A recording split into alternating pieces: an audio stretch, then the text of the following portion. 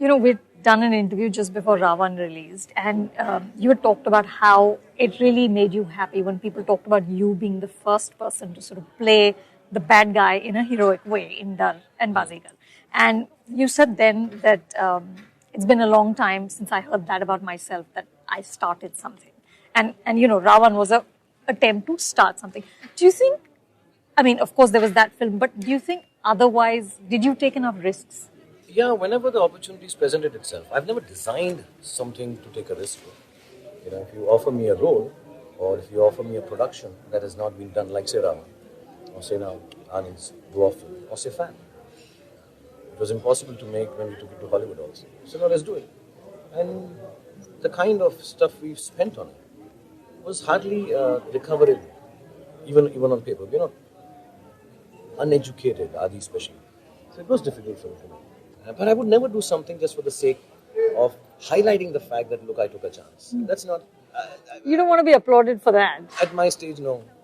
At my stage, I don't want to surprise you. I don't want to shock you. I don't want to be shocked by myself. Why would I do this? I'm not in a hyper place anymore. I'm not in hyper mode anymore. Mentally, yes. Physically, yes.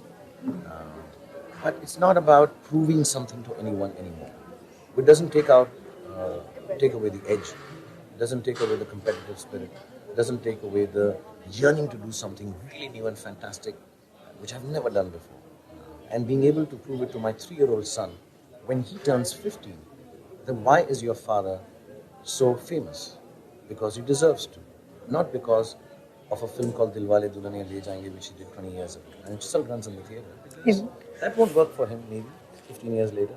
Or maybe it will. The way it is going. Listen, I just went back to see it. It still works, man. It is still, I bought into it completely. My 16-year-old daughter said, Baba, kuch in the basics.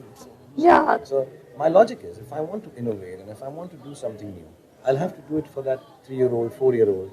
And I'm really, really, really full of energy for that. When I started off, I told everyone, I want to do 5 great films. And when I say great, greatness is time-bound. Things change. Years later, what you thought is great now is not great 5 years later. But still, I want to do 5 great films. I think I've not done even one.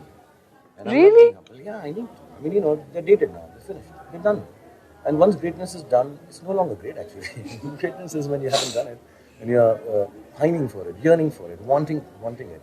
And at this stage and age, I'm really, really hungry for greatness. In a good way. I'm not being pompous that I want it all.